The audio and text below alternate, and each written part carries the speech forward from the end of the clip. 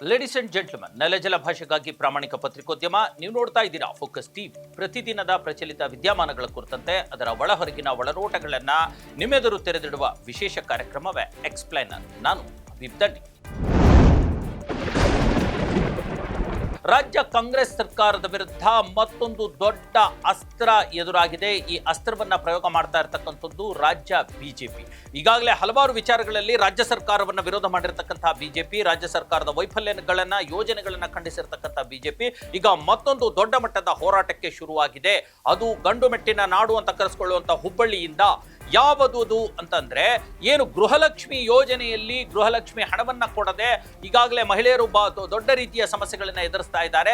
ಸರ್ಕಾರ ಸುಳ್ಳು ಹೇಳ್ಕೊಂಡು ಹಣವನ್ನ ಕೊಡದೆ ಈ ರೀತಿಯ ಒಂದು ತಂತ್ರಗಾರಿಕೆಯನ್ನ ಮಾಡ್ತಿದೆ ಅನ್ನುವಂಥ ಮಾತಿದೆಯಲ್ಲ, ಅದನ್ನೇ ದೊಡ್ಡ ಅಸ್ತ್ರವನ್ನಾಗಿ ಮಾಡಿಕೊಂಡಿರ್ತಕ್ಕಂಥ ಬಿಜೆಪಿ ಈಗ ಮಹಿಳೆಯರನ್ನೇ ಕಟ್ಟಿಕೊಂಡು ದೊಡ್ಡ ಮಟ್ಟದ ಹೋರಾಟ ಮಾಡಲಿಕ್ಕೆ ಎದುರಾಗಿದೆ.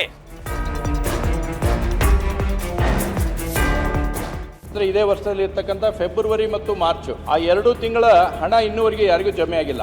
ಆಗಸ್ಟ್ ವರೆಗೂ ನಾವು ಕ್ಲಿಯರ್ ಮಾಡಿದ್ದೇವೆ. ನೋಡಿ, ಈಗ ವಿಧಾನಸಭಾ ಅಧಿವೇಶನ ನಡೀತಲ್ಲ ಬೆಳಗಾವಿಯಲ್ಲಿ ಮೊನ್ನೆ, ಆ ಅಧಿವೇಶನದಲ್ಲೇ ಸ್ವತಃ ಮಹಿಳಾ ಮತ್ತು ಮಕ್ಕಳ ಕಲ್ಯಾಣ ಸಚಿವೆ ಕೂಡ ಆಗಿರ್ತಕ್ಕಂಥ ಲಕ್ಷ್ಮೀ ಹೆಬ್ಬಾಳ್ಕರ್ ಗೃಹಲಕ್ಷ್ಮಿ ಹಣದ ಕುರಿತಂತೆ ತಪ್ಪು ಮಾಹಿತಿಯನ್ನ ನೀಡಿದ್ರು. ಆ ತಪ್ಪು ಮಾಹಿತಿಯನ್ನ ಒಂದು ರೀತಿ ಗಟ್ಟಿ ಹಿಡ್ಕೊಂಡಿರ್ತಕ್ಕಂಥ ಬಿಜೆಪಿ ಆ ಮಾಹಿತಿಗಳನ್ನ ಮಾಧ್ಯಮದ ಎದುರು ಸರ್ಕಾರಕ್ಕೆ ಮತ್ತು ಸ್ವತಃ ಸಚಿವೆಗೆ ಮುಜುಗರ ಆಗುವಂತ ರೀತಿಯಲ್ಲಿ ಪಟ್ಟಣ ಹಿಡಿದು ಬಿಟ್ಟರು. ಜೊತೆಗೆ ಅಧಿವೇಶನದಲ್ಲೂ ಕೂಡ ಆ ತಪ್ಪು ಮಾಹಿತಿ ನೀಡಿದ್ದಕ್ಕೆ ನೀವು ಸಾರಿ ಕೇಳಬೇಕು, ಕ್ಷಮೆ ಕೇಳಬೇಕು ಅನ್ನುವಂಥ ಪಟ್ಟಣ ಹಿಡಿದ್ರು. ಏನಾಯ್ತು, ಕೊನೆಗೆ 2-3 ದಿನ ಅದನ್ನ ಪೋಸ್ಟ್ಪೋನ್ ಮಾಡಿದ ಸಚಿವೆ ಕೊನೆಗೆ ಅಧಿವೇಶನದಲ್ಲಿ ವಿಷಾದವನ್ನು ಕೂಡ ವ್ಯಕ್ತಪಡಿಸಿದ್ರು.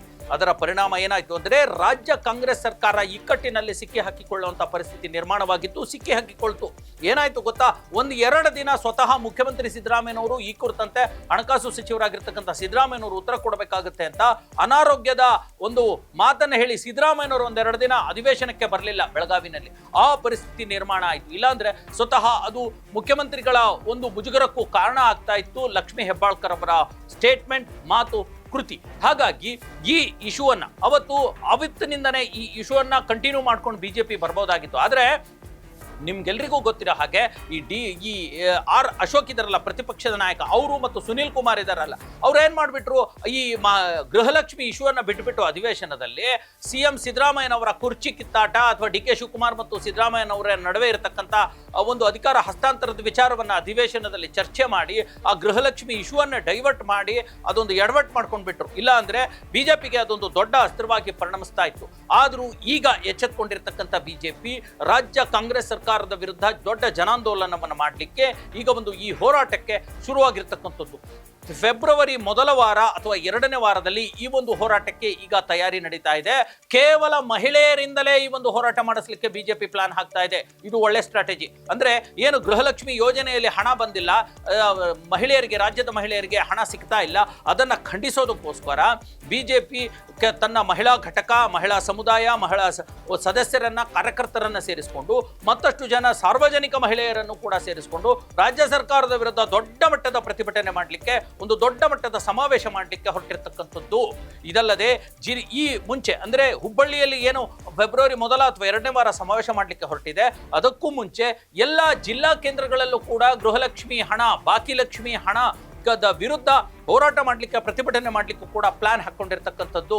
ಇದು ರಾಜ್ಯ ಸರ್ಕಾರಕ್ಕೆ ಮತ್ತೊಮ್ಮೆ ಗೊಂದಲದಲ್ಲಿ ಸಿಲುಕಿಸುತ್ತೆ, ಒಂದು ರೀತಿಯ ಮುಜುಗರಕ್ಕೆ ಈಡು ಮಾಡುತ್ತೆ ಅನ್ನುವಂಥದ್ದು ಈಗ ಒಂದು ಚರ್ಚೆ ನಡೀತಾ ಇರತಕ್ಕಂಥದ್ದು ಅಲ್ವಾ. ನಿಂದ ಯಾರ್ದಾದ್ರೂ ಭಾವನೆಗೆ ಇದಾಗಿದ್ರೆ ನಾನು ವಿಷಾದವನ್ನು ವ್ಯಕ್ತಪಡಿಸ್ತೀನಿ. ನಮಗೆಲ್ಲ ಬೇಜಾರಾಗಿರೋದು ನಾವು ಫೆಬ್ರವರಿ ಮಾರ್ಚ್ ಯಾವಾಗ ಆಗ್ತೀನಿ ಅಂತ ಏನಾರು ಹೇಳಿದ್ರ, ಶೀಘ್ರದಲ್ಲೇ ಮೊನ್ನೆ ಹೌಸ್ ನಲ್ಲಿ ಮುಖ್ಯಮಂತ್ರಿಗಳು ಕೂಡ ಹೇಳಿದ್ದಾರೆ ಆ ತಾಯಂದಿರ ಅಕೌಂಟ್ಗೆ 4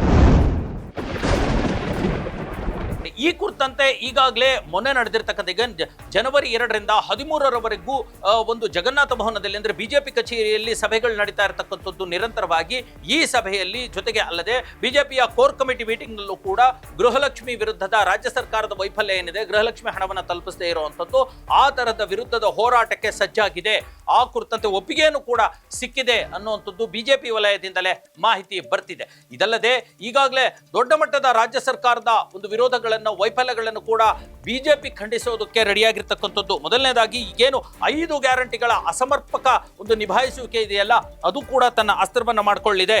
ಇದಲ್ಲದೆ ಈಗಾಗಲೇ ಬೆಳಗಾವಿಯ ರೈತ ಒಂದು ಹೋರಾಟದಲ್ಲಿ, ಬೆಳಗಾವಿ ಸೇರಿದಂತೆ ಉತ್ತರ ಕರ್ನಾಟಕದ ಬಹುತೇಕ ರೈತ ಹೋರಾಟದಲ್ಲಿ ಈಗಾಗಲೇ ರಾಜ್ಯ ಸರ್ಕಾರಕ್ಕೆ ಹಿನ್ನಡೆಯಾಗಿದೆಯಲ್ಲ, ಈ ರೈತರ ಹೋರಾಟಕ್ಕೆ ಸಂಬಂಧಪಟ್ಟ ಹಾಗೆ ರಾಜ್ಯ ಸರ್ಕಾರ ಮಣಿದು ಬೆಂಬಲ ಬೆಲೆಯನ್ನು ಘೋಷಿಸ್ತಲ್ಲ, ಹಾಗಾಗಿ ಅಲ್ಲೂ ಕೂಡ ಇದು ವೈಫಲ್ಯವಾಗಿ ಪರಿಗಣಿಸಲಿಕ್ಕೆ ಬಿಜೆಪಿ ತಯಾರಾಗಿದೆ. ಅಲ್ಲದೆ ಈಗ ಕೋಗಿಲು ಪ್ರಕರಣ ಕೂಡ ದೊಡ್ಡ ಮಟ್ಟದಲ್ಲಿ ಸದ್ದು ಮಾಡಿತು, ಅಲ್ಲೂ ಕೂಡ ಅನ್ಯಾಯ ಆಗ್ತಾ ಇದೆ, ವಿದೇಶಿಗರಿಗೆ ಅಥವಾ ಯಾರು ಬೇರೆ ದೇಶದ ನಿವಾಸಿಗಳಿಗೆ ಕೊಡ್ತಾ ಇದ್ದಾರೆ ಅನ್ನುವಂಥ ಒಂದು ವಿಚಾರವನ್ನು ಕೂಡ ಇಶ್ಯೂ ಮಾಡಿದೆ. ರಾಜ್ಯ ಸರ್ಕಾರದ ವಿರುದ್ಧ ಸಿಡಿದೆದ್ದಿದೆ ಬಿಜೆಪಿ, ಅದು ರಾಜ್ಯ ಸರ್ಕಾರದ ವೈಫಲ್ಯ ಅನ್ನುವಂಥದ್ದು. ಇದಲ್ಲದೆ ಈಗೇನು ಬಳ್ಳಾರಿ ಪ್ರಕರಣ ಆಗಿದೆ, ಶೂಟೌಟ್ ಪ್ರಕರಣ, ಆ ಶೂಟೌಟ್ ಪ್ರಕರಣದ ವಿರುದ್ಧವೂ ಕೂಡ ದೊಡ್ಡ ಮಟ್ಟದ ಕೂಗನ್ನ, ದೊಡ್ಡ ಮಟ್ಟದ ಯೋಜನೆ, ಪ್ರತಿಭಟನೆ, ಪಾದಯಾತ್ರೆ, ಈ ತರದ ಪ್ಲಾನ್ ಅನ್ನು ಕೂಡ ಬಿಜೆಪಿ ಮಾಡ್ತಾ ಇರೋದ್ರಿಂದ ರಾಜ್ಯ ಸರ್ಕಾರ ಇಕ್ಕಟ್ಟಿಗೆ ಸಿಲುಕಿಕೊಳ್ಳೋದರಲ್ಲಿ ಯಾವುದೇ ಅನುಮಾನವಿಲ್ಲ. ಇದೆಲ್ಲದರ ಹೊರತಾಗಿಯೂ ಕೂಡ ಈಗ ಈ ಗೃಹಲಕ್ಷ್ಮಿ ಹೋರಾಟ ಇದೆಯಲ್ಲ, ಹುಬ್ಬಳ್ಳಿಯಲ್ಲಿ ನಡೆಯುವಂತಹ ದೊಡ್ಡ ಮಟ್ಟದ ಸಮಾವೇಶ ಇದೆಯಲ್ಲ, ಅದರಲ್ಲೂ ಮಹಿಳಾ ಕಾರ್ಯಕರ್ತರು, ಮಹಿಳಾ ಮತದಾರರು, ಮಹಿಳೆಯರ ವಿರೋಧವನ್ನು ಕಟ್ಕೊಳ್ಳುವಂತಹ ಸರ್ಕಾರದ ನೀತಿ ನಿಯಮದ ವಿರುದ್ಧ ಬಿಜೆಪಿ ಏನ್ ಮಾಡ್ತಾ ಇದೆ ಹೋರಾಟ, ಅದು ಕೂಡ ರಾಜ್ಯ ಸರ್ಕಾರಕ್ಕೆ ಮುಳುವಾಗುವಂತಹ ಎಲ್ಲ ಸಾಧ್ಯತೆಗಳು ಕೂಡ ಇವೆ. 1,000 ರೂಪಾಯಿ ಆಗೋವರೆಗೂ ನಾವು ಬಿಡಲ್ಲ.